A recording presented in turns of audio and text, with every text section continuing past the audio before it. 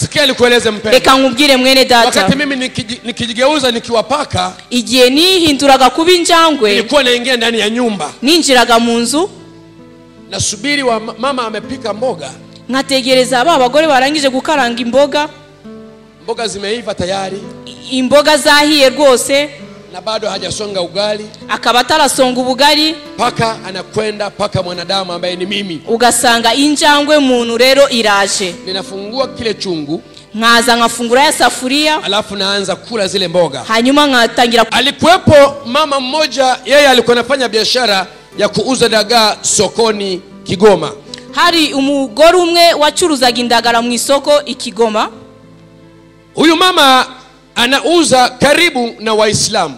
Uwo mugore rero yacuruzaga hafi na hafi n'abandi Waislamu. Yeye huyo mama ni Mkristo. Uwo mugore yari Umukristo. Sasa wale wauza dagaa wa Kiislamu wanauza kwa dawa.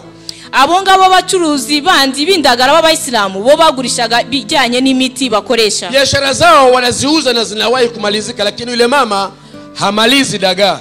Abo b'Abayisilamu bagacuruza indagara zigashira, ariko Umukristo ize zigahomba zigasigara. Siku moja akawauliza, ninyi mnafanyaje, mbona biashara yenu inatembea? Hanyuma umunsi umwe aza kubabaza, ese mwebwe mubigenza mute ko mbona mwebwe indagara zanyu zigenda zigashira, mubigenza mute? Wale wamama wakamwambia, wewe Zuba, sisi tuna nguvu zingine, tuna ujanja mwingine tunafanya. Abo bagore baramubwira ngo, wewe komeza wirangarire, twebwe twifite izindi mbaraga dushingikiyeho. Yule mama akawaambia, basi na mimi nionyesheni mbinu mnazofanya. Hanyuma uwo mugore w'Umukristo arababwira, mwamfashije nanjye mukanyereka izo mbaraga nkabasha kuzikoresha. Wakamwambia, leta mayai 7 tukupeleke ili na wewe ufanikiwe. Baramubwira ati, genda uzane amagi 7 tubashe kukujyana tukwereke izo mbaraga zacu. Mayai yale 7 akayatafuta akayapata, wakampeleka ziwani Lake Tanganyika. Hanyuma azana ayo magi 7 bamujyana mu kivo cya Tanganyika. Wakati wamefika pale Lake Tanganyika, bamaze kugera aho ngaho mu kivo cya Tanganyika, yale mayai akaanza kuyatupa moja moja kule majini. Hanyuma batangira kujugunya ya magi rimwe kuri rimwe bayajugunya mu mazi. Mayai yale 7 yote yaliishia ndani ya maji. Ayo magi yose uko ari 7 yashiriye mu mazi. Kilichotokea baada ya kumaliza mayai 7 yale, ikintu cyaje kugaragara nyuma yo kujugunya ayo magi uko ari 7. Zaburi ya mbere.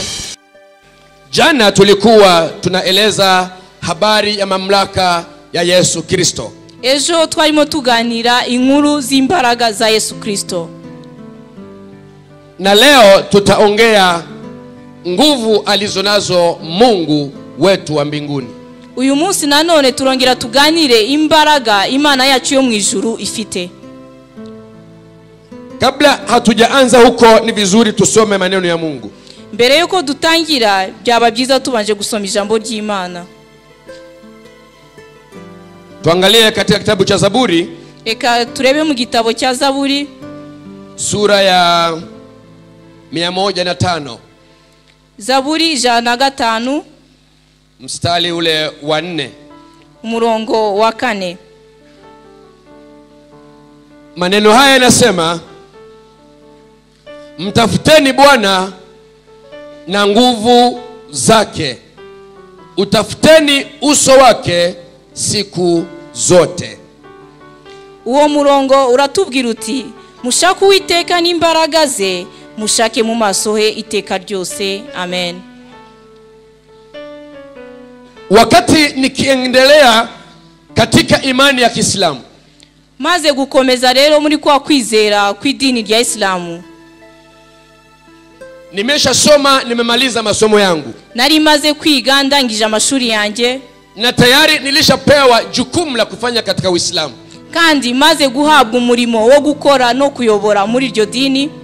Miongoni mwa mambo ambayo nilikuwa ninafanya, muri uwo murimo w'ubuyobozi nakoraga, nilikuwa napigana na Wakristo wasifanikiwe. Nari ndimo ndwana n'Abakristo kugira ngo badasubizwa, badahabwa imigisha yabo. Kwa kuwa nilijua wazi kutoka moyoni mwangu, kuko nari mbizi neza bivuye mu mutima wanje, mafanikio ya Wakristo ni makubwa kuliko mafanikio ya sisi Waislamu. Kuko nari nsobanukiwe neza yuko imigisha y'Abakristo ari myinshi kurusha imigisha ya twebwe b'Abayisilamu. Kwa hiyo kwa njia nyingine yoyote ilikuwa haiwezekani, tukajitahidi kutafuta mbinu nyingi ili kuangamiza Wakristo. Kubera yuko mu buryo bwose bushoboka byari byananiranye, twashakishije ubundi bwenge n'izindi mbaraga kugira ngo tubashe kurwanya Abakristo. Pale Kigoma Ujiji ndipo tulipozaliwa. Aho ngaho Ikigoma mu muji waho muri Tanzania niyo twavukiye. Miongoni mwa wachawi waliokuwa wanaaminika katika nchi 6 nilizokuwa naongoza, uchawi wa kitaalamu nilikuwa mimi. Kandi aho ngaho muri icyo gihugu umuyobozi w'abarozi mukuru muri ibyo bihugu 6 ni ngewe warubakuriye. Kwa hiyo nilikuwa naweza kuwakusanya wachawi wa nchi hizo na kuwapa mafundisho jinsi ya kuwafanya Wakristo waangamie. Ubwo rero nashoboraga guteranya abo barozi bo muri ibyo bihugu 6 byose nari nkuriye kugira ngo mbashe kubigisha uburyo bwo kurwanya Abakristo. Lakini walikuwepo Wakristo waombaji. Ariko hariho Abakristo b'abasenzi. Wale sasa ndio tulikuwa hatuwezi kuwapata tunapokusudia kuwafanyia mabaya. Abo ngabo rero nago byari bitworoye kubafata kugira ngo tubagire nabi kubwa amasengesho yabo. Alikuwepo mama mmoja, yeye alikuwa anafanya biashara ya kuuza dagaa sokoni Kigoma. Hari umugore umwe wacuruzaga indagara mu isoko Ikigoma. Huyu mama anauza karibu na Waislamu. Uwo mugore rero yacuruzaga hafi na hafi n'abandi Bayisilamu. Yeye huyo mama ni Mkristo. Uwo mugore yari Umukristo. Sasa wale wauza dagaa wa Kiislamu wanauza kwa dawa. Abo ngabo bacuruzi bandi bindagara b'Abayisilamu bo bagurishaga bijyanye n'imiti bakoresha. Biashara zao wanaziuza na zinawahi kumalizika, lakini yule mama hamalizi dagaa. Abo b'Abayisilamu bagacuruza indagara zigashira, ariko Umukristo ize zigahomba zigasigara. Siku moja akawauliza, ninyi mnafanyaje, mbona biashara yenu inatembea? Hanyuma umunsi umwe aza kubabaza, ese mwebwe mubigenza mute ko mbona mwebwe indagara zanyu zigenda zigashira mubigenza mute? Wale wamama wakamwambia, wewe zubaa, sisi tuna nguvu zingine, tuna ujanja mwingine tunafanya. Abo bagore baramubwira ngo we komeza wirangarire, twebwe twifite izindi mbaraga dushingikiyeho. Yule mama akawaambia, basi na mimi nionyesheni mbinu mnazofanya. Hanyuma uwo mugore w'Umukristo arababwira, mwamfashije nanjye mukanyereka izo mbaraga nkabasha kuzikoresha. Wakamwambia, leta mayai 7 tukupeleke ili na wewe ufanikiwe. Baramubwira ati, genda uzane amagi 7 tubashe kukujyana tukwereke izo mbaraga zacu. Mayai yale 7 akayatafuta akayapata, wakampeleka ziwani Lake Tanganyika. Hanyuma azana ayo magi 7 bamujyana mu kivo cya Tanganyika. Wakati wamefika pale Lake Tanganyika, bamaze kugera aho ngaho mu kivo cya Tanganyika, yale mayai akaanza kuyatupa moja kule majini. Hanyuma batangira kujugunya ya magi rimwe kuri rimwe bayajugunya mu mazi. Mayai yale 7 yote yaliishia ndani ya maji. Ayo magi yose uko ari 7 yashiriye mu mazi. Kilichotokea baada ya kumaliza mayai 7 yale, ikintu cyaje kugaragara nyuma yo kujugunya ayo magi uko ari 7, yale mayai yalitukuta ndani yale maji, kwa sababu sisi wachawi tulikuwa ndani ya maji yale. Ayo magi rero yaje kudusanga twebwe babarozi, kuko twebwe twari turi muri ayo mazi. Na yule mama alikuja kwa sababu ameambiwa baada ya mayai yale ndio atakuja ili aweze kupewa dawa na afanye biashara vizuri. Hanyuma uwo mugore nawe yaje kuadusanga kuko yabwiwe ati namara kujugunya ayo magi 7 nawe arabasha kuza kugira ngo ahabwe kuri izo mbaraga. Sasa akaingia ndani ya maji kabisa katikati. Hanyuma nawe yinjira muri ayo mazi hagati no hagati. Akatukuta. Aradusanga. Mimi shekhe niko humo. Njewe nari shehe nari mari. Na baba yangu Alhaji Hussein yuko humo. Na data Alhaji Hussein yarahari. Na babu yangu Mubarak alikuwa humo. Ndetse na sogokuru wanje Mubaraka yarahari. Na wachawi wengine ambao sitaki kuwataja majina yao. Hanyuma nabandi barozi nashaka kuvugira amazina yabo hano. Sasa alipotukuta mle ndani ya maji, hanyuma maze kudusanga aho ngaho mu mazi, tukamuuliza umefuata nini? Turamubaza ati urashaka iki hano? Ukurikiye iki hano hano? Kwa kuwa mkiwa kule duniani, kuko iyo muri iriya kwisi maombi mnayoyaomba yanatuumiza sisi, iyo musenga amasengesho yanyu aratubabaza twebwe. na tukamuonyesha mahali ambapo wanapoomba wakisema kwa jina la Yesu wachawi mshindwe, tukaonyesha jinsi tunavyopigwa fimbo kwa ajili ya maombi yale. Hanyuma tuhita tumwereka ukuntu iyo basenze mu izina rya Yesu Kristo bari kwisi, ukuntu twebwe iriyo ngiyo ikuzimu dukubitwa inkoni. Yule mama alikuwa haelewi kwamba wachawi wanafanyiwa tabu ama shida katika maombi. Uwo mugore rero ntabwo yarasobanukiwe yuko abarozi bajya bakubitwa iyo basenze, lakini saa ile akajua kwamba katika maombi kumbe tunaangamiza na tunawatesa wachawi. Ako kanya itasobanukirwa yuko iyo basenze abarozi bakubitwa mu by'ukuri bakababazwa. Yule mama akashangaa, uwo mugore aratangara, akasema ni kweli mnakuwa namna hiyo? Aravuga ngo nukuri koko mujya mukubitwa bingana gutyo? Sasa alichokifanya yule mama, icyo yakoze rero uwo mugore, imani yake ilizidi, hanyuma kwizera kwe kurongera kurazamuka. Tukiwa tunamuona kule katika ulimwengu wa kichawi, twajya tumwitegereza iyo ngiyo mwisi y'ikuzimu y'abarozi, akasema hivi, aravuga ati kumbe tunapoomba kwa jina la Yesu kweli mnapigwa. Aravuga ati ni mu by'ukuri iyo dusenze mu izina rya Yesu murakubitwa. Akasema sasa kwa jina la Yesu mpigwe tena. No.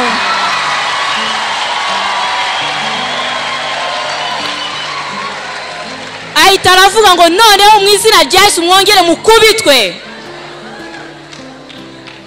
Unajua yule mama alikuwa mmoja, uwo mugore yari umwe gusa. Wachawi tulikuwa zaidi ya 7 mle majini. Abarozi twari turenze 7 aho ngaho mu mazi. Mama yule mmoja anawashinda wachawi wanaume zaidi ya 7. Uwo mugore umwe w'umukristo anesha abagabo 7 b'abarozi. Unajua kwa nini alitushinda wachawi zaidi ya 7 tuliokuwa majini? Ese wabusobanukiye impamvu yaba yaratunesheje twebwe abarozi 7 kandi ari umwe? Kwa kuwa alimtafuta Mungu na nguvu zake. Ni kubera yuko yashakishije Imana hamwe n'imbaraga ze zose. Ukiwa na nguvu za Mungu, iyo ufite imbaraga z'Imana, hakuna mchawi anaweza kukubabaisha. Na murozi numwe wagutera ubwoba. Ndio maana neno limetuambia tumtake Bwana na nguvu zake. Niyo mpamvu ijambo ryatubwiye ngo dushaka Uwiteka n'imbaraga ze zose. Usiwe mkristo wa dini, nukaba umukristo w'izina cyangwa w'idini gusa. Ukiwa mkristo wa dini wewe utakuwa chakula ya wachawi. Nubu umukristo w'idini gusa uzaba ibiryo by'abarozi. Huyu mama alipotukuta kule majini, uyu mugore amaze kudusanga aho ngaho mu mazi, ulikuwa ni mpango wa Mungu atukutukule. Byari umugambi w'Imana kugira ngo adusanga aho ngaho, ili atukute hata kuzimu na atushinde. Kugira ngo abashe no kudusanga ni kuzimu kandi atuneshe. Unajua Yesu aliondoka duniani akamfuata shetani kuzimu. Ubyibuke neza yuko Yesu yavuye kwisi asanga Satani ndetse ni kuzimu. Na alipomkuta kule kuzimu, Yesu alimnyang'anya shetani funguo za mauti na kuzimu. Kandi Yesu amaze kujikuzimu, Satani yamwambuye imfunguzo z'urupfu ndetse ni kuzimu. Na akapanda nazo, azamukana nazo. Ndipo Yesu akasema, hanyuma Yesu aravuga ati, nimepewa mamlaka yote mbinguni na duniani. Nabonye ubushobozi n'ubutwari bwose kwisi ndetse ni kuzimu. Na yule mama alitukuta kuzimu. Uwo mugore nawe yadusanze kuzimu, akatunyang'anya uwezo wa kichawi kuzimu. Hanyuma atwambura ububasha bw'uburozi ikuzimu. Aliposema kumbe tunaposema kwa jina la Yesu mnapigwa kweli kweli, aratubaza, amaze kutubaza ngo mu by'ukuri yo tuvuze ngo mu izina rya Yesu munakubitwa by'ukuri, basi alisema na kwa jina la Yesu ninawapiga tena. Nona ahita aravuga ati mu izina rya Yesu none mwongere mukubitwe. Tukalala hapo na fahamu zikatuisha. Hanyuma turyama aho ngaho n'ubwenge burabura. Yule mama akaondoka zake pale kwa ushindi, akarudi duniani. Uwo mugore ava aho ngaho anesheje asubira kwisi n'ubutsinzi bwe. Na sisi baadaye kwa neema ya Mungu tukapata fahamu tena. Hanyuma natwe nanone kubw'imbabazi n'ubuntu bw'Imana twongera kugarura ubwenge.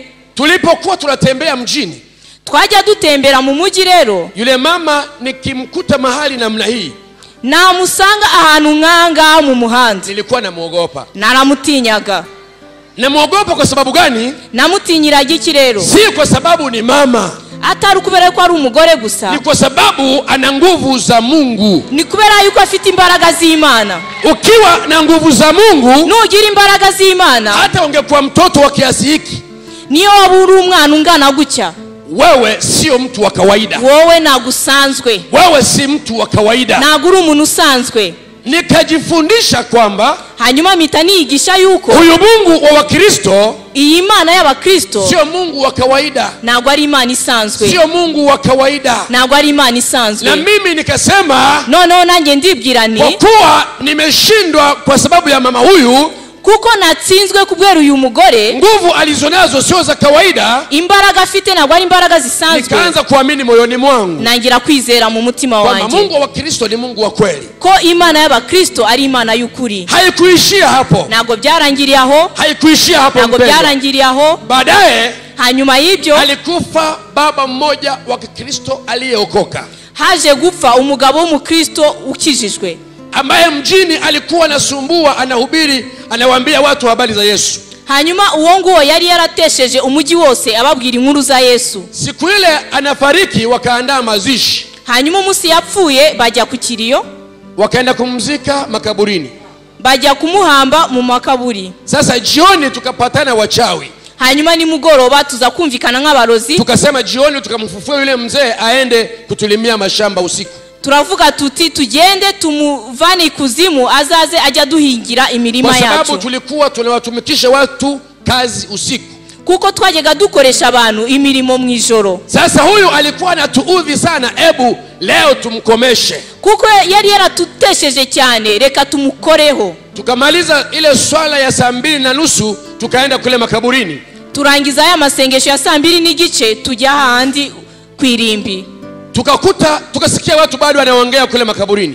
tutangira kumva abantu bakiganira aho ngaho kwirimbi. Tukasema hao walokole bado wanaongea, turudi nyumbani kwanza. turavuga tuti abarokore baracyaganirira kwirimbi, reka tube dutashe gatoya. Tukakaa kama saa 5, tukarudi tena. hanyuma turataha nka 5 z'ijoro dusubirayo, Na tukasikia bado watu wanaongea makaburini.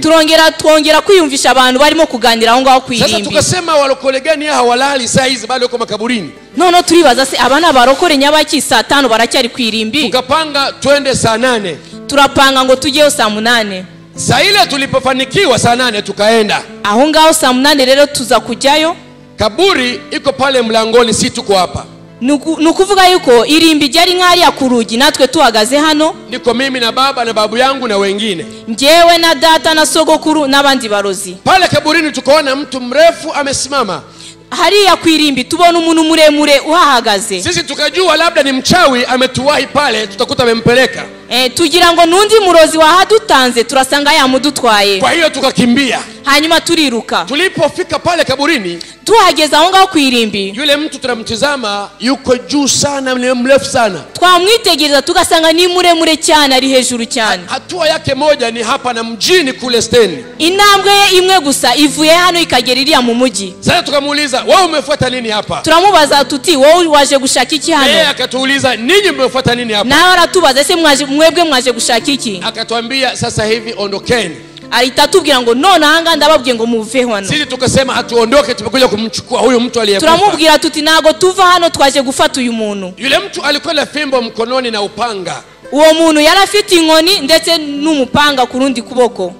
Sasa akaanza kututandika fimbo kutoka makaburini mpaka nyumbani kwetu. atangira kudukubita inkoni kuva ku irimbi arinda ducyura mu mago yacu. Baba yangu na babu waliacha vikoi kule makaburini. hanyuma data na sogokuru ibintu byabo babisiza aho ngaho ku irimbi. Vikoi ni nguo zile wanakunja hapa kiunoni. imyambaro abasaza bakunda kwikenyeza hano mu rukenyerero niryo bataye aho ngaho ku irimbi. Sasa tulikimbia, lakini tulijikuta tuko katikati ya miguu ya yule bwana, kwa sababu ni mrefu na hatua yake ni moja mpaka stendi kule. twarirutse ariko twaje kwikanga turi hagati y'amaguru ye, kuko intambwe ye imwe gusa ivuye hano ikagera mu mujyi. Mpaka ndani anatusindikiza, tunapigwa fimbo. nukuvuga yuko yabashije kuduherekeza adukubita inkoni araducyura. Kwa hiyo asubuhi tulikofika, mu gitondo rero bukeye tukakutana wachawi kujiuliza, turongera turaterana nk'abarozi turibaza, hivi yule kweli alikuwa mchawi ama alikuwa kitu gani? ese mu by'ukuri uriya yaba yari umurozi cyangwa ni umuntu nyabaki? maana yake mgongo, mwili wote umejaa mafimbo. Nukuvuga imigongo, umubiri wose wari wuzuye inkoni. Sasa nikamtembelea babu yangu. Hanyuma njya gusura sogokuru. Nikamuuliza, babu, vipi hali yako? Ndamubaza, se sogokuru na mahoro umeze gute? Akasema hapana, arambwira ntakigenda kabisa, bimeze nabi. Lakini akasema, mbona tunapowafuatilia Wakristo tunapata shida, ni kwa nini? No, arambwira ngo ni kubera iki iyo dukomeje gukurikirana Abakristo duhura n'ibibazo, ni kubera iki? Katika Zaburi, hano muri Zaburi kuna maneno yanayosema, hari amagambo ahavugwa, ina thamani machoni pa Bwana mauti ya wacha Mungu wake.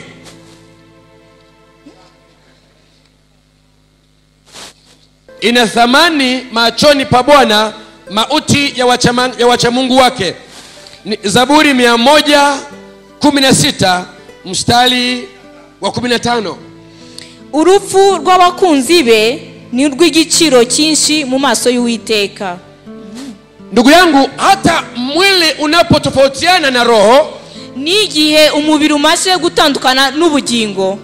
Ukiwa wewe ulikuwa mtu wa Mungu, iyo ubugingo bwari ubugingo bw'Uwiteka, mwili wako unakopelekwa kuhifadhiwa, iyo umubiri wawe ujyanywe guhambwa, Mungu analeta malaika wanalinda mwili ule. Imana yohereza abamalaika bakaza kurinda imva yawe. Mchawi hawezi kufufua mwili wa mtu wa Mungu. Umurozi ntabwo ashobora kuzura umubiri w'umukristo ya kwamba akaufanyie mabaya, kugira ngo abashe kuwukoresha ikintu kibi. Ukiwa ndani ya Mungu, iyo uri mu Mana na nguvu zake Mungu unazo, kandi ukaba ufite imbaraga z'Imana muri wowe, Mungu ni mtetezi wako. Imana niyo murinzi wawe. Mungu ni mtetezi wako. Imana niyo murinzi wawe. Siku moja nikaingia kwenye nyumba ya Mkristo.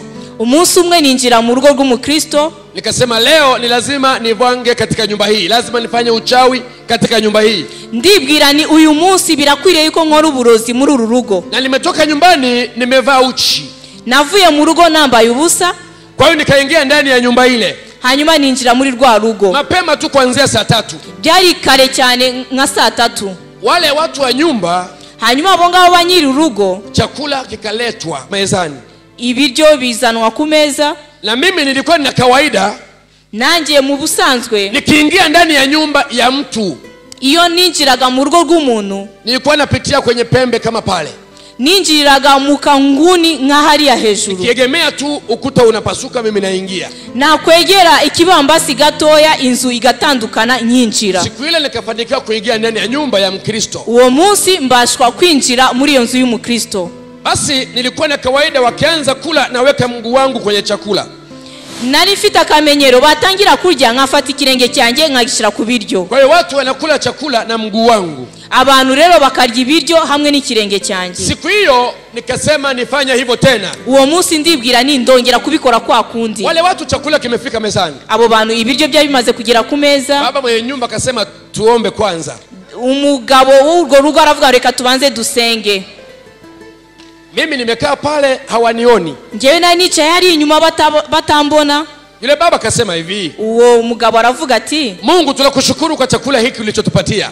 Data turagushima kubwira ifunguro duhaye. Tunakuomba ukitakase kwa damu ya Yesu. Turagusaba kugira ngo ukeze mu maraso ya Yesu. Chochote kitakachoharibu chakula hiki kipate shoti kwa damu ya Yesu. Ikintu cyose cyabasha kwangiza iri funguro gitsindwe mu izina rya Yesu. Mapepo na wachawi tunawalaani kwa jina la Yesu. Abadaimoni ndetse n'abarozi tubacyaye mu izina rya Yesu. Sasa niliposikia maombi yale, hanyuma maze kumva ayo masengesho, niko hapo nari nicaye aho ngaho, nikasema huyu baba ameniona. Ese uyu mugabo yaba yambonye? Lakini hakuniona kweli. Ariko mu byukuri nago yari yambonye. Lakini alikuwa naomba katika Roho Mtakatifu. Ariko yasengaga mu mwuka. Katika Roho Mtakatifu alionyeshwa maombi yale aombe. Mu mwuka wera yaramuyoboye kugira ngo abashe gusenga gutyo. Walipomaliza wakasema amina. Barangije baravuga ngo amina. Nikanyanyuka pale nikaja ili niweke mguu wangu kwenye chakula kile. Ndahaguruka hahandi kugira ngo nshire ikirenge cyanjye muri bya biryo. Nilipigwa shoti nikaanguka kule chini. Nakubiswe jido ngwa iri inyuma. Lakini hawakujua kama kuna kitu kimefanyika. Ariko nibasobanukiye ko ari ikintu kibaye. Mimi ndio nilijua kwamba kuna kitu kimefanyika. Ninge wabimenye yuko ari ikintu cyabaye. Wakakala chakula yao wakamaliza.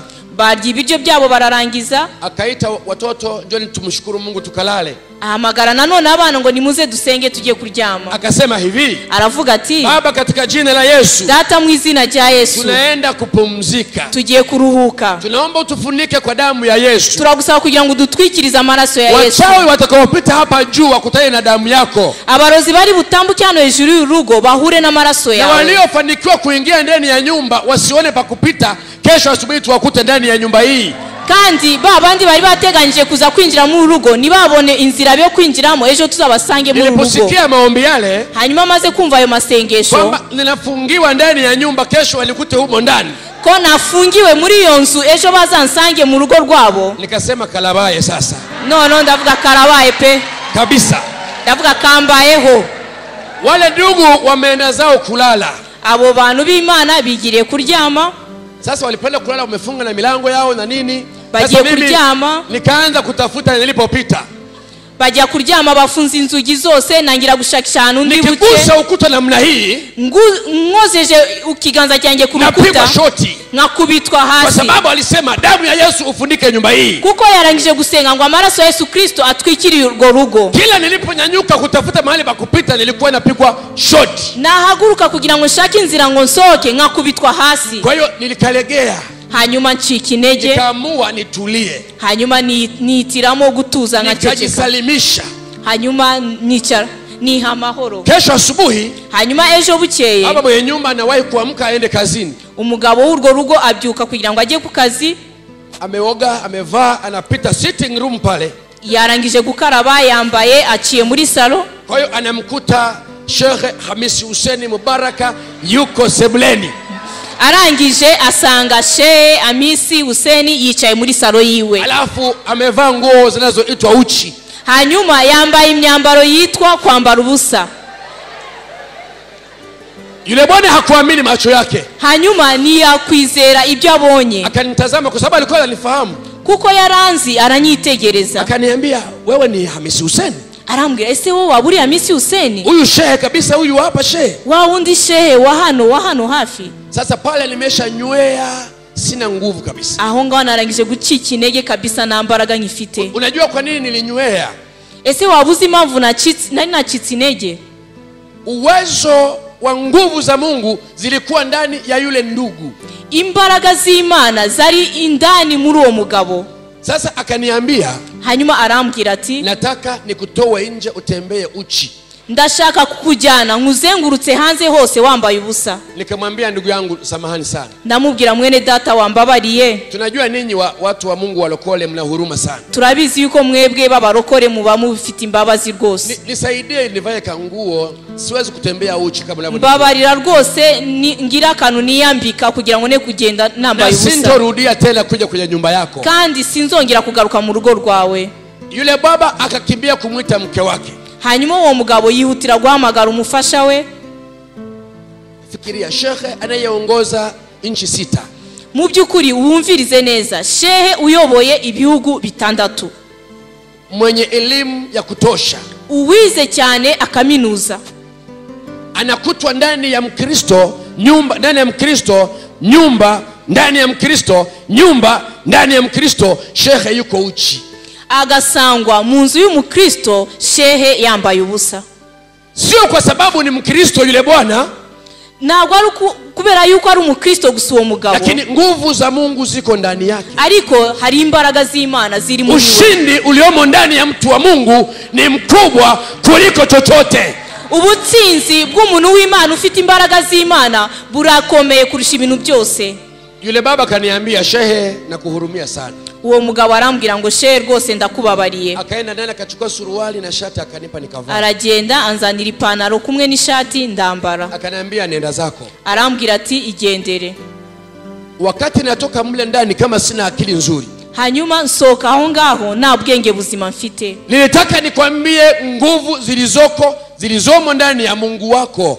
Ndashaka kukwibutsa imbaraga ziri mu Mana yawe. Ukiwa una huyu Mungu, iyo ufite iyo Mana anayeabudiwa kanisani, ya Mana iramwa mu rusengero, Baba wa Bwana wetu Yesu Kristo, Data wa Yesu Kristo, Mungu Yehova, Imana Yehova. Ukiwa na nguvu zake, iyo ufite imbaraga ze, nakwambia hata shetani angeshirikiana na wachawi, ni ukuvuga yuko na Satani n'abarozi ntacyo bazagutwara. Hakuna kinachoweza kufanyika kibaya kwako. Nta kintu kibi cyose kizakugeraho. Hakuna kinachoweza kufanyika kwako kibaya. Nta kintu kibi kizakugeraho. Siku moja nikaambia sasa nataka niingie.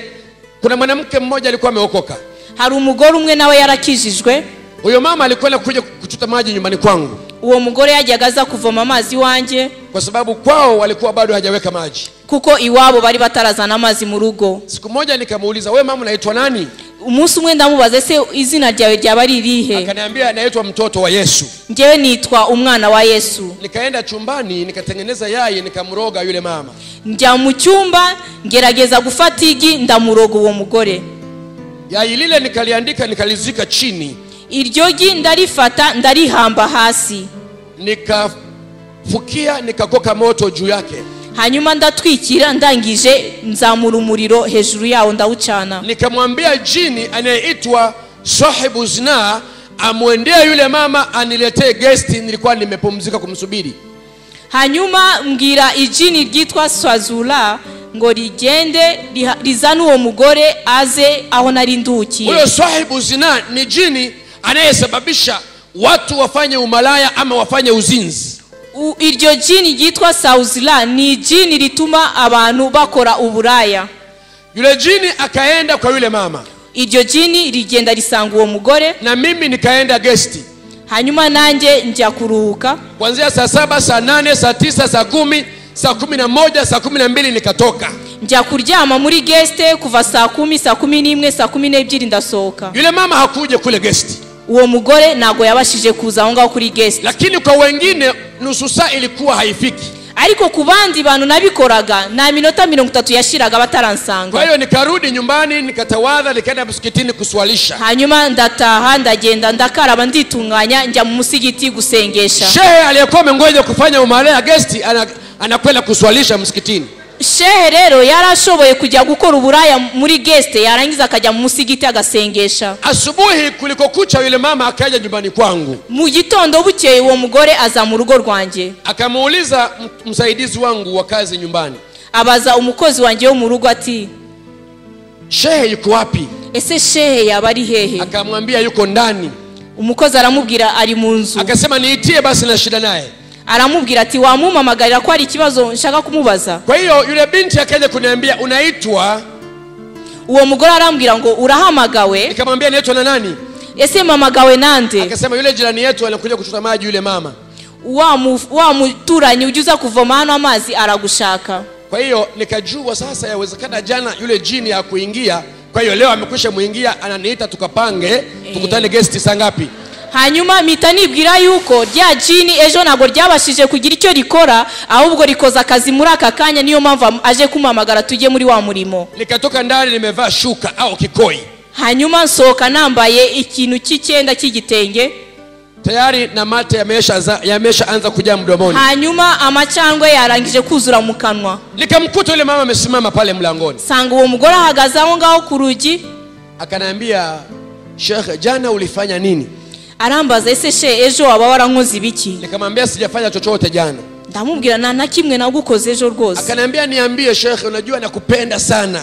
Mu byukuri arambwira uzi ko ngukunda mbwira ikintu wankoze ejo. Aliponiambia ananipenda sana akawa amenimaliza kabisa. Amaze kumbwira ngo arankunda cyane abarandangije pe.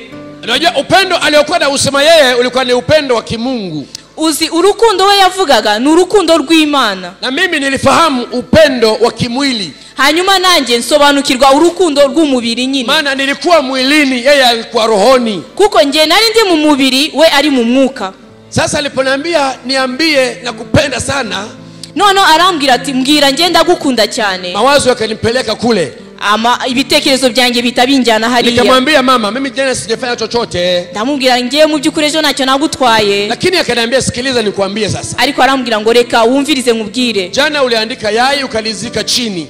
Ejo wafashigi uramamba. Ukalifukia ukakoka moto juu ya lile yai. Urayitwikira ucana umuriro hejuru. Na ukamtuma jini aje niingie anilete guest ulipokuwa. Hanyuma utuma ijini ryango rize rimfate rinzane muri guest aho waruri. Yule mama aliponiambia maneno hayo, uwo mugore amaze kumbwira ayo magambo nikamuuliza swali, hanyuma mubaza ikibazo. na wakati nafanya sikuwa na mtu, igihe nari ndimo mbikora nta muntu n'umwe twari turi kumwe muri icyo cyumba. nikamuuliza mambo hayo nani alikwambia? ndamubaza se ibyo bintu ninde wabikubwiye? Akaniambia nilipolala usingizi, arambwira ati maze gusinzira ndyamye, Roho Mtakatifu alinionyesha kazi zote ulizofanya. umwuka wera yamishuriye imirimo yose wakoze. Na yule jini hakuniingia kwa sababu kandi iryo jini ryawe ntago ryari kunyinjira kubera yuko mimi nimeokoka. njyewe ndakijijwe. Yesu yuko ndani yangu, Yesu ari muri jyewe na mimi niko ndani kandi yake. nanjye ndi muri we. Kwa hiyo jini yule hakuniingia mimi, nukuvuga yuko iryo jini ryawe ntago ryabasha kunyinjira kwa sababu mtetezi wangu ni Yesu. kuko umurinzi wanjye ni Yesu Kristo. Yule mama kaniambia, uwo mugore arambwira ati Sheikh Hamisi na kuombea uokoke. arambwira Sheikh Hamisi mu by'ukuri ndagusengera ngo ukizwe.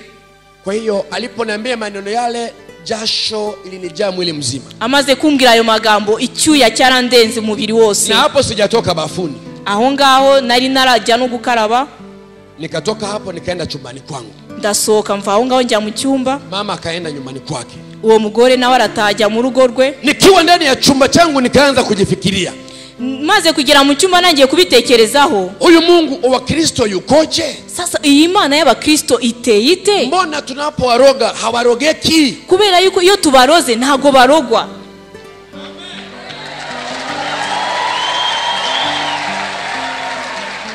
Jina la Bwana libarikiwe. izina ry'Uwiteka rihabwa icyubahiro. Ndani ya imani ya Kikristo, nukuvuga kwizera kw'Abakristo, imani inayoongozwa na Yesu mwenyewe, kwizera kuyoborwa na Yesu Kristo wenyine, na wewe uliyeamua ukamfuata Yesu kisawasawa, nawe wahisemo gukurikira Yesu by'ukuri. maana kuna wale wa Kristo wanafuata bendera, hari abandi bakristo bakurikiza ibendera gusa, lakini kuna wakristo wa kweli. ariko hari n'Abakristo b'ukuri.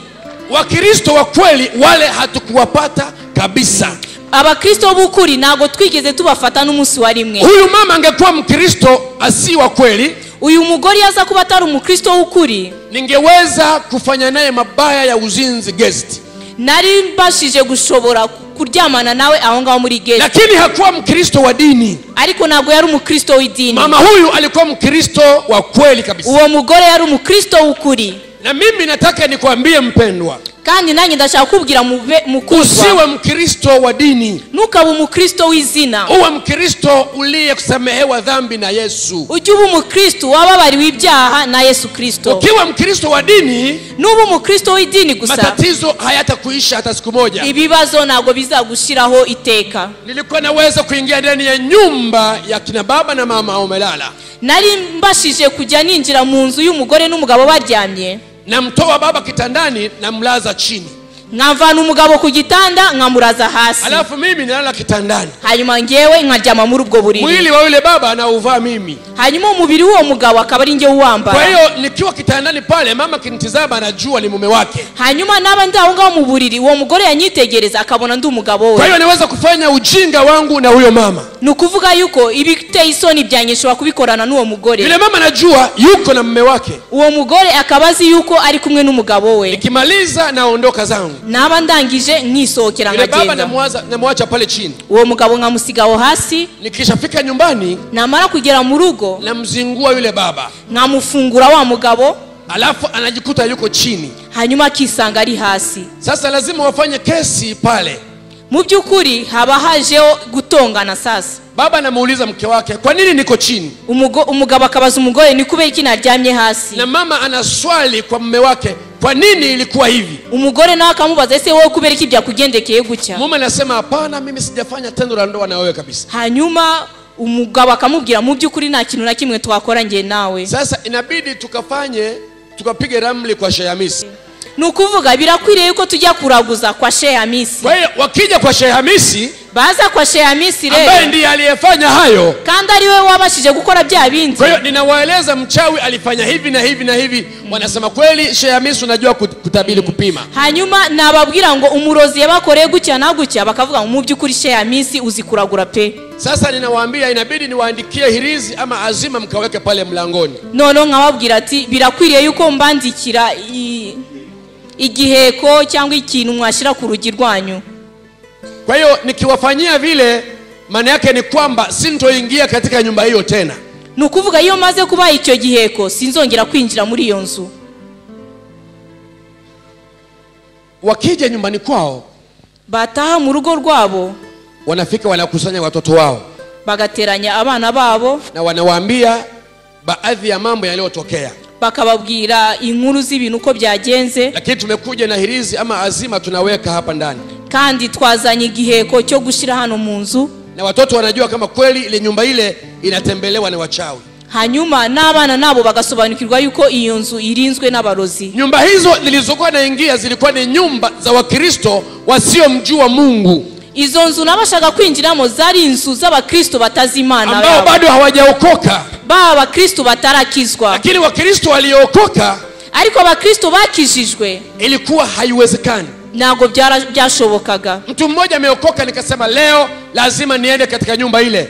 Umuntu umwe yarakijijwe, ndibwira ni uyu munsi birakwiriye ko njya mu nzu ye. Lakini yule baba alikuwa na utamaduni wake. Ariko uwo mugabo nawe yarafite ubundi butware bwe. Kabla hajalala alikuwa kwenda mbugani, mbere yuko aryama yajyaga hanze, halafu anasema Yesu Kristo.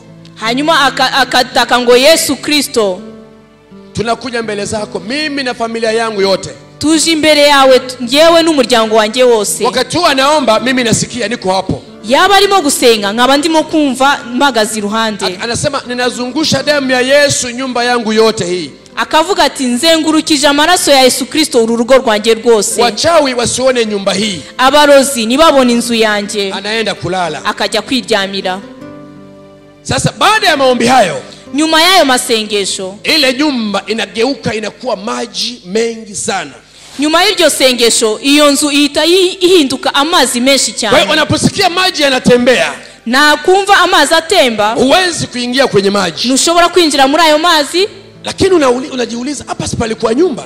Ariko ukibaza se hano ni hari inzu? Haya maji yamekujaje? Aya mazi yavuye hehe? Ndugu yangu nikwambie, mwene data reka nkubwire, maombi unayoyaomba, amasengesho usenga, Mungu anayasikia. Imana irayumva. Maombi unayoyaomba, amasengesho usenga, Mungu anayasikia. Imana irayumva. Lakini maombi ya mtu wa Mungu anayoyasikia, ariko amasengesho Imana yumva, Mungu anasikia maombi ya watu wake halisi.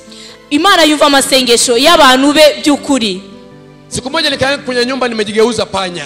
Umunsi umwe ninjira mu nzu nihinduye imbeba, nikaingia ndani ya nyumba, ninjira mu nzu, nikaingia ndani ya kabati, ninjira mu kabati, mahali wanaweka nguo, ahantu babika imyambaro. Na siku za Jumapili nilikuwa natafuta Wakristo. Hanyuma ku cyumweru nashagaga Abakristo, nasimama tu mlangoni pale nyuma ya mlango kidogo, naangalia aliyevaa nguo nzuri. Hanyuma nkahagarara ari hafi y'urugi nkareba umukristo wambaye umwambaro mwiza. Kwa hiyo natafuta ile nguo wakati nikiwa ndani ya nyumba yake.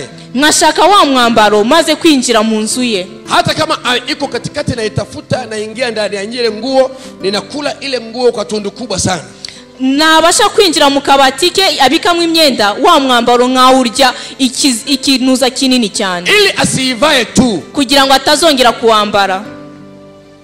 Watu wengi nilikuwa niwafanyia hivyo, abantu benshi nabagiriraga bityo. Lakini nilipoingia ndani ya nyumba ya Mkristo aliyeokoka, ariko maze kwinjira mu nzu y'umukristo wakijijwe, sikuwa nafanikiwa. Nago nabashaga kugira icyo nkora. Sikuwa nafanikiwa. Nago nabashaga kugira icyo nkora. Nikitaka kuingia ndani ya nyumba hiyo, iyo nashaka kwinjira muri iyo nzu, nakuta haiwezekani. Nasangaga bidashoboka. Sikiliza nikueleze mpendwa, reka nkubwire mukundwa, inawezekana hata wewe, birashoboka yuko nawe, wewe ambaye haujaokoka, wewe utarakizwa, unapolala usingizi, iyo usinziriye, unaota ukifanya tendo la ndoa na mtu usiyemjua. Uba urota urimo gusambana n'umuntu utazi. Inawezekana unaota unafanya tendo la ndoa na mtu usiyemjua. Birashoboka yuko urota usambana n'umuntu utazi. Hao ni wachawi. Abo ngabo n'abarozi. Nilifanya hivyo kwa watu ambao hawajaokoka. Ibyo nabikore abantu batarakizwa. Kama upo, niba uri hano, unatakiwa umpokee Yesu. Biragusaba kugira ngo wakire umwami Yesu. Nguvu za Mungu ziwe ndani yako. Imbaraga z'umwami Yesu zibi muri wowe. Nguvu za Mungu zikiwa ndani yako, imbaraga z'Imana niziba muri wowe, chawi hawezi kufanya ujinga wa namna hiyo kwako. Umurozi ntabwo azongera kugusambanya ko kageni. Unatakiwa kumwamini Yesu kisawasawa. Biragusaba kugira ngo wizere umwami Yesu by'ukuri. Ndugu yangu unanielewa? Ese mwene data waburimo kunyumva? Kuna maneno nataka nisome hapo kwenye kitabu ambacho sio cha Kikristo. hari amagambo numva shaka gusoma hano mu gitabo kitari cy'abakristo. Katika surati Nisa'i, muri surati Isayi aya ya 171, umurongo w'ijana 11. surati Nisa'i ni kusema kitabu cha wanawake. Iyo surati Isayi ni kuvuga ni igitabo cy'abagore. Aya hii inasema hivi, uwo murongo uravuga ucya: ya ahlal kitabi, enyi wa Kristo mliopewa kitabu, mwebwe abakristo mwahawe igitabo, la taghalu fi imanikum, mtu yoyote asiwatowe katika imani yenu ya Kikristo, ntihazagira umuntu n'umwe uzabavana kuri uko kwizera kwanyu kw'abakristo. wala taqulu ala Allahi ila alhaqa, wala msiseme kitu kibaya kinachomhusu Mungu wa mbinguni, cyangwa nimuzavuga ikintu kibi cyose cyangiza izina ry'Imana yanyu yo mu ijuru. innama almasihu Yasuan ibn Maryam, hakika mpakwa mafuta Yesu aliyezaliwa na Maryam, mu by'ukuri uwasizwe Yesu wavukiye mu nda ya Mariya, Rasulullah, ni mjumbe wa Mwenyezi Mungu, uwo nguwo ni intumwa y'Imana, wa kalimatuhu, na ni mwana wa Mungu, kandi ni umwana w'Imana, wa ruhu minhu, na yeye ni roho ya Mungu, kandi ni n'ubugingo cyangwa umutima w'Imana. Nitaka nikueleze kwa mujibu wa aya hii, nashaka kukubwira biciye muri uyu murongo. Katika Qur'ani, muri iki gitabo cya Qur'ani, waandishi wa Qur'ani wanaelewa wazi kabisa, abanditsi b'iki gitabo barasobanukiwe neza by'ukuri kwamba imani ya Kikristo ni imani sahihi, ko kwizera kw'abakristo ari ukwizera k'ukuri. Ingekuwa sio imani sahihi, iyo bitaba kwizera k'ukuri, Qur'ani isingesema kwamba msitoke katika imani yenu. Nago Qur'ani yari kuvuga ngo nimuzarekura uko kwizera kwanyu. Kwa kuwa katika imani ya Kikristo, kuko mu kwizera kw'abakristo yuko Mungu mwenye nguvu zinazoweza kumshinda adui shetani. kuko mu kwizera Yesu Kristo harimo imbaraga zishobora kunesha Satani. Katika imani ya Kikristo, mu kwizera kwa Yesu, ni imani inayosimamiwa na imani ya kweli na nguvu za kweli. Nukwizera guhagarikiwe n'imbaraga z'ukuri ndetse n'imbaraga z'Imana. Ndio maana imeelezwa kwamba Wakristo msitoke katika imani yenu. Niyo mpamvu mubwirwa umuti nimuzarekura uko kwizera kwanyu kw'abakristo. Tunapoona sisi maneno hayo, iyo tubona ibyo bintu twebwe, tunajua kabisa imani hii ni imani sahihi. Dusobanukirwa yuko uko kwizera ari kwizera kw'imbaraga. Alafu imesema kwamba Yesu alitumwa na Mungu, kandi biravugwa ngo Yesu yoherejwe n'Imana. Alafu imesema Yesu ni mwana wa Mungu, kandi Yesu ni umwana w'Imana. Alafu imesema Yesu ni roho ya Mungu, kandi Yesu ni umutima w'Imana. Na kama Yesu ni roho ya Mungu, niba Yesu ari umutima w'Imana, na Mungu ni roho, kandi Imana akaba ari umutima, hatuwezi kutofautisha Mungu na Yesu. niba Yesu ari umwuka w'Imana n'Imana akaba ari umwuka, nukuvuga ko tudashobora gutandukanya Yesu n'Imana. Yesu yuko ndani ya Mungu na Mungu yuko ndani ya Yesu, kuko Yesu ari mu Mana n'Imana iri muri Yesu. Kwa hiyo imani hii wapendwa ni imani ya kweli. Uku kwizera rero ni ukwizera k'ukuri. Imani hii ingekuwa sio ya kweli, uku kwizera yo kutaba k'ukuri, mimi nisingeacha Uislamu wangu wapendwa. Yewe nago nari kurekura ubwisilamu bwanjye bakundwa. Nilikuwa nalipa mshahara dola 660. Nahembwaga umushahara w'amadolari 650. Nimeokoka mwaka 93. Narokotse mu mwaka wa 93 mwezi wa 3, mu kwezi kwa 3. Lakini mwezi wa 2 kushuka kule chini, ariko kuva mu kwezi kwa 2 usubira inyuma, nilikuwa nalipwa hizo pesa. Nahembwaga ayo mafaranga. Hazikuwa hela ndogo ndugu zangu. Nago yari amafaranga make mu by'ukuri. Zilikuwa pesa za kutosha. Yari amafaranga amagije pe. Halafu nilikuwa na cheo kikubwa. Kandi nari mfite icyubahiro n'intebe yo hejuru pe. Kubwa. Kandi nari mfite amashuri ahambaye. Nisingekuja kwenye Ukristo, nago nari kuza mu bakristo, kama imani hii ingekuwa sio ya kweli. Iyo ukukwizera kutaba kukuri. Lakini kwa kweli nilijua ni imani ya kweli. Ariko mu by'ukuri kubera ko ari kwizera kukuri, na Mungu anayeabudiwa ni wa kweli, kandi Imana ari Imana y'ukuri, ambaye nilikuwa na waroga walioamini imani hiyo na Mungu huyo sikuwaweza. kandi igihe narogaga abantu bizeye iyo Mana bafite uko kwizera simbashobore. Wakati ulipofikia, igihe kisohoye kigeze, niliamua kuacha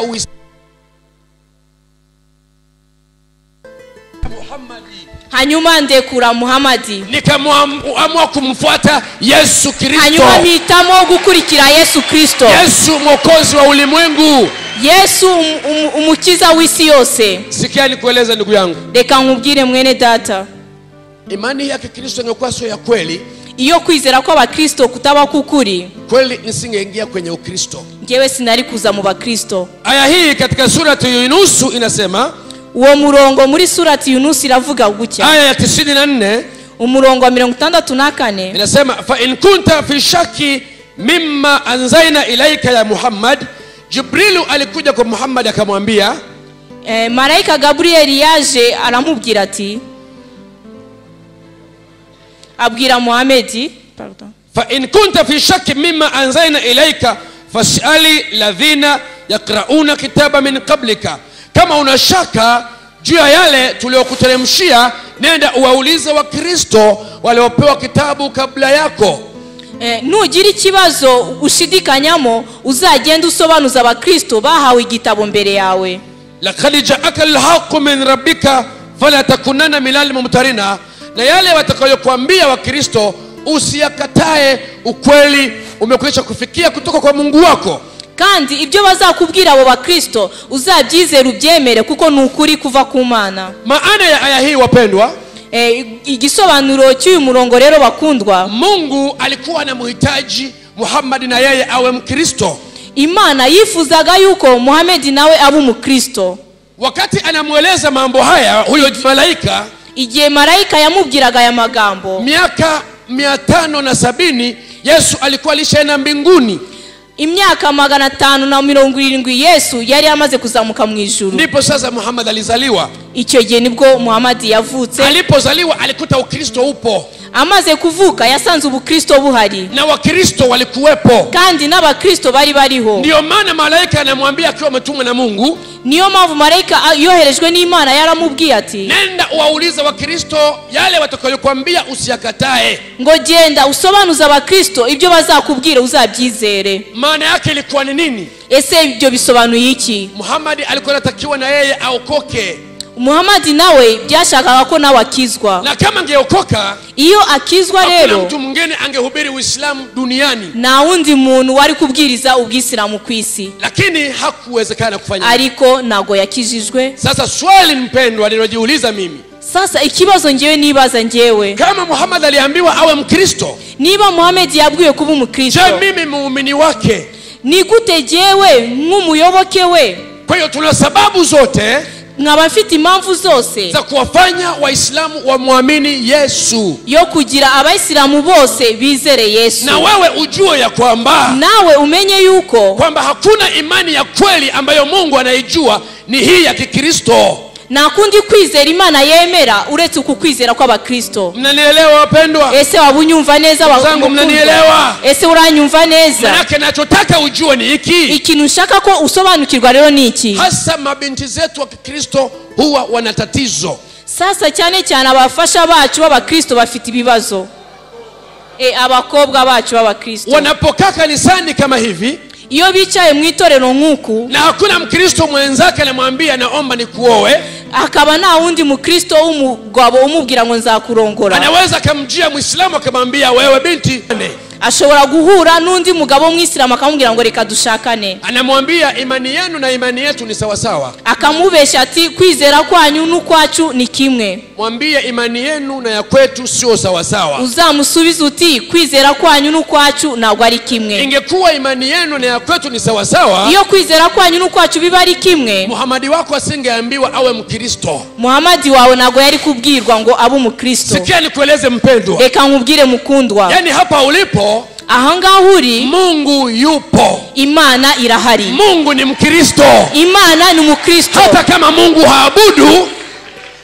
Mungu haabudu, nubwo Imana yabitaramwa, yeye Mungu anaabudiwa. Imana yo iraramwa. Na kwa kuwa inaabudiwa, kandi Imana yabiramwa rero, sema walipo wawili watatu mimi niko katikati yao. Iravuga ati aho babiri cyangwa batatu bari mbanzi hagati yao. Ninakwambia Mungu yuko hapa mpendwa. Ndakubwira yuko Imana iri hano, ili aweze kukushughulikia, kugira ngo agusubize. Wewe ambaye una matatizo, wewe ufite ibibazo, aweze kuyamaliza. Kugira ngo abikurangirize. Shida ulizonazo, ibibazo ufite, aweze kuyamaliza. Azabirangiza. Magonjwa ulionayo, indwara ufite, aweze kukuponya. Azazikiza. Biblia imesema, Biblia yatubwiye, tafuteni Bwana mushake Imana na nguvu zake zote. hamwe n'imbaraga ze zose. Tafuteni Bwana mushake Imana na nguvu zake zote. n'imbaraga ze zose. Ukimtafuta Bwana nushake Imana alafu na nguvu zake ukazipata, hanyuma ugahura n'imbaraga ze ukazifata, mchawi hawezi kukuweza. Umurozi ntacyo azagutwara. Mchawi hawezi kukuroga. Umurozi ntabwo azakuroga. Majini hayakuwezi. Amajini ntabwo azagushobora. Wachawi hawakurogi. Abarozi nabazakuroga. Ugonjwa unaondoka.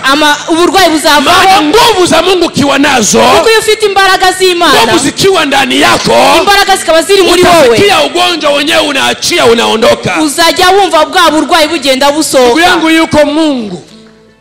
Yuko Mungu. Imana iriho. Yuko Mungu. Imana iriho. Na huyu Mungu tunayemsema, kandi Imana tuvuga, sio Mungu wa hadithi. ntabwo ari Imana y'amateka. Sio Mungu wa masimulizi. ntabwo ari Imana yo kuganira. Mungu anayefanya. Ni Imana ikora. Sikia nikueleze mpendwa. Reka nkubwire mwene data. Wakati mimi nikijigeuza nikiwapaka, igihe nihinduraga kuba injangwe, nilikuwa naingia ndani ya nyumba. ninjiraga mu nzu, nasubiri wa mama amepika mboga. nkategereza aba bagore barangije gukaranga imboga. Mboga zimeiva tayari. Imboga zahiye rwose. Na bado hajasonga ugali. Akaba atarasonga ubugari. Paka anakwenda, paka mwanadamu ambaye ni mimi. Ugasanga injangwe muntu rero iraje. Ninafungua kile chungu. Nkaza nkafungura ya safuriya. Alafu naanza kula zile mboga. Hanyuma nkatangira kurya za mboga. Sasa bahati mbaya mama anakuja nakuta paka anakula mboga. Ugasanga kubwa amahirwe make umugore araje asanga inyama ze zariwe. Sasa zile mboga zikishaliwa, izo nyama zarangiza kuribwa, tayari siku hiyo ni usiku, hakuna namna, watalala na njaa. kandi ni nijoro na soko rihari bararara inzara. Lakini siku nilipofanikiwa kuingia katika nyumba ya Mkristo, ariko umunsi nibeshe ninjira mu nzu y'umukristo, wale Wakristo waombaji, baba Kristo babasenzi. ndugu yangu, Wakristo waombaji ni watu wabaya sana katika ulimwengu wa kichawi. Reka mbabwire ukuri, abakristo babasenzi ni abantu babi mu isi y'abarozi. Ni watu wabaya sana. Ni abantu babi mu isi y'abarozi.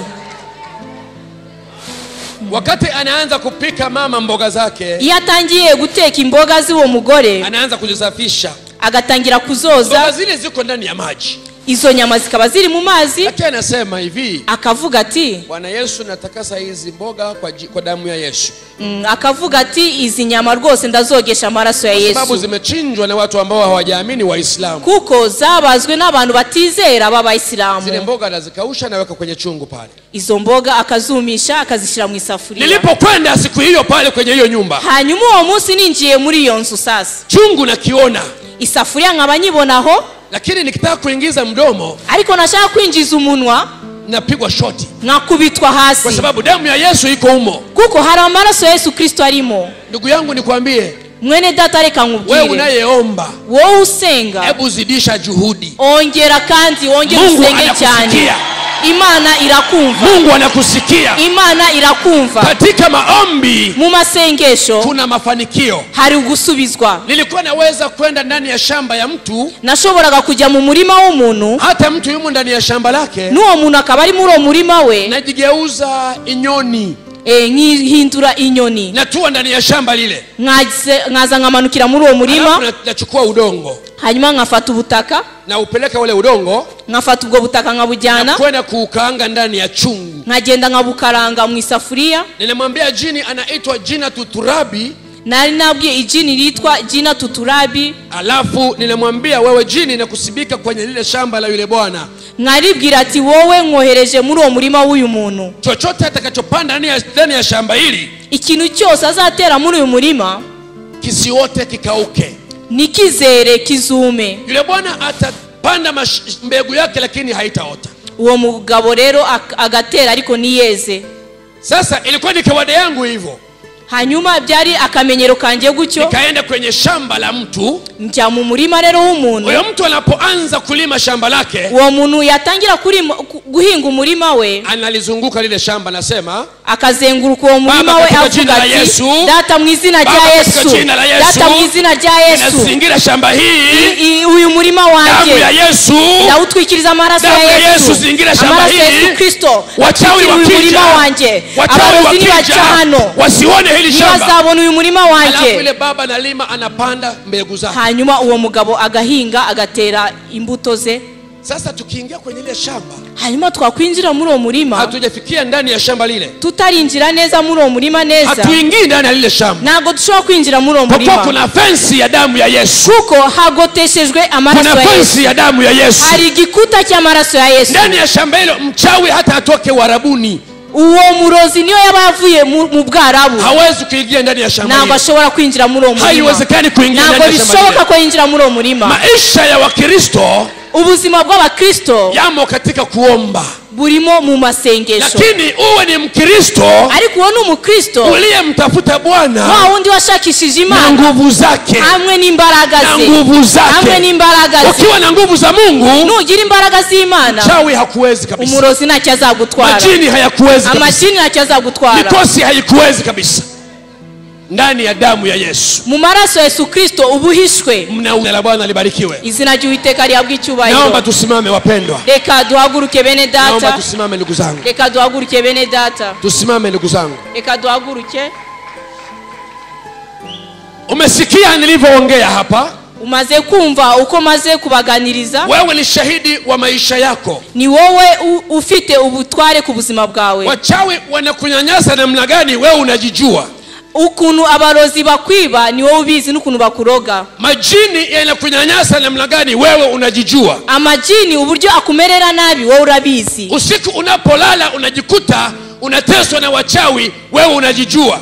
Nijoro uburyo ujya ukandamizwa n'abarozi wowe urabizi. Naomba nikuombe mpendwa, ndagusaba rero mwene data, leo tumnyanyase shetani, uyu munsi tumunyage satani, leo tuwanyanyase wachawi, uyu munsi tunyage abarozi, lazima leo tuwanyanyase wachawi, uyu munsi birakwiye ko tubanyaga abarozi. Kuwanyanyasa wachawi ni kujikomboa mwenyewe, kandi kunyaga abarozi ni ukwibohora twenyine, kujikomboa mwenyewe, ni ukwibohora. Useme hivi, uravuga uti nimechezewa na shetani siku nyingi, nakinishijwe na satani imisi myinshi, wachawi wamenionea siku nyingi, abarozi baramboneranye imisi myinshi. Leo nataka nimpe Yesu maisha yangu, uyu munsi ndashaka kwegura ubuzima bwanjye Yesu Kristo, ili niepukane na shetani, kugira ngo mbashe gutandukana na satani, niepukane na wachawi, kugira ngo nandukane n'abarozi. Njia pekee yake ya kumkataa mchawi, inzira yonyine yo kwanga abarozi, ni kumwamini Yesu, ni ukwizera Yesu, ni kumpokea Yesu mpendwa, ni kwakira Yesu, sio kuwa Mkristo wa dini. ntabwo ari kuba umukristo w'idini. Wakristo wa dini niliwafedhehesha sana,